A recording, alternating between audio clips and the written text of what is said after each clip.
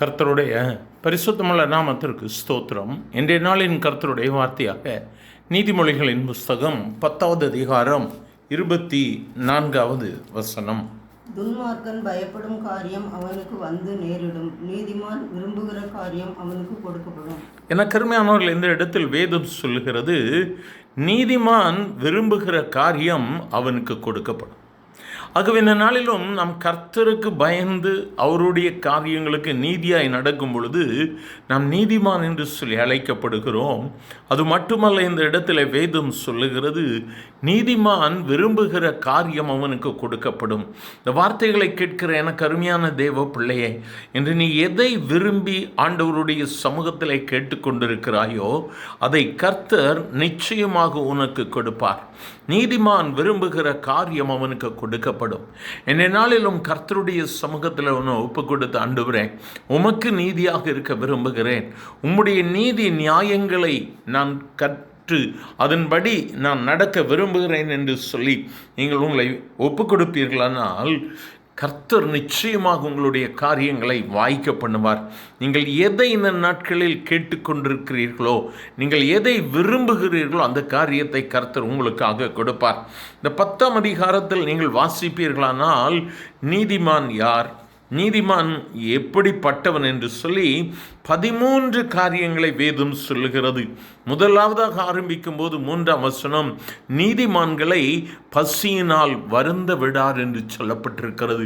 நீதிமான் ஒரு நாளும் பசியில் இருப்பதில்லை.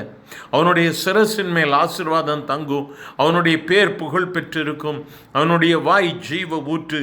இப்படியே சொல்லி கொண்டு போய் நீதிமானுடைய உதடுகள் பிரியமானவைகளை பேச அறியும் என்று சொல்லப்பட்டிருக்கிறது.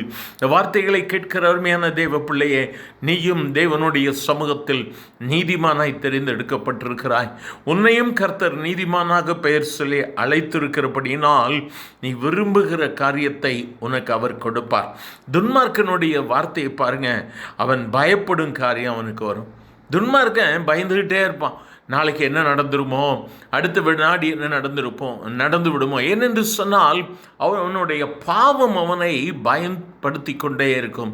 ஆனால் கர்த்தருக்கு பயப்படுகிற பிள்ளைகள் விரும்புகிற காரியத்தை கர்த்தர் கொடுப்பார். இந்த நாளிலும் கூட வார்த்தைகளை கேட்கிற எனக்கு மிகவும் அருமையான தேவ பிள்ளையே, கர்த்தருடைய சமூகத்தில் ஒன்று ஒப்பு கொடுத்து, ஆண்டவரே, நான் விரும்புகிற காரியம் எனக்கு நடக்கணும். ஆண்டவரே, என் வாழ்க்கையில், என் பிள்ளைங்க வாழ்க்கையில் நடக்கணும். இன்னைக்கு ஆண்டவரை நோக்கி நம்ம எல்லாம் ஒருமனப்பட்டு கேட்க போகிறோம். இன்று வானத்தின் பலகணிகள் நமக்காக திறக்கப்படும். நாம் ஜெபிக்கலாமா? எங்கள் அன்பின் ஆண்டவரே, ஆசீர்வதிக்கப்பட்ட இந்த நல்ல காலை வேளைக்காக நன்றி அப்பா. நீ விரும்புகிற காரியம் உனக்கு நடக்கும்னு சொன்னீங்கல்ல.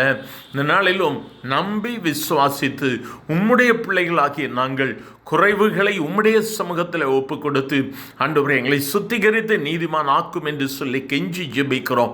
என்னென்ன காரியத்திற்காக உங்கள் பிள்ளைங்க ஜெபிக்கிறாங்களோ இன்று காரியம் வாய்க்க கர்த்தர் உதவி செய்யும். ஆண்டவரே, இந்த நாளில் எங்களுடைய காரியம் வாய்க்கட்டும் இயேசுவின் நாமத்தில். இந்த நாளில் எடுக்கிற காரியங்களை கர்த்தர் வெற்றி பெற செய்யும். ஆண்டவரே, கர்த்தருடைய நாமம் மகிமைப்படுகிற தெய்வர்காய் ஸ்தோத்திரம். ஆசீர்வதியும் இயேசுவின் நாமத்தில் பிதாவே. ஆமேன், ஆமேன்.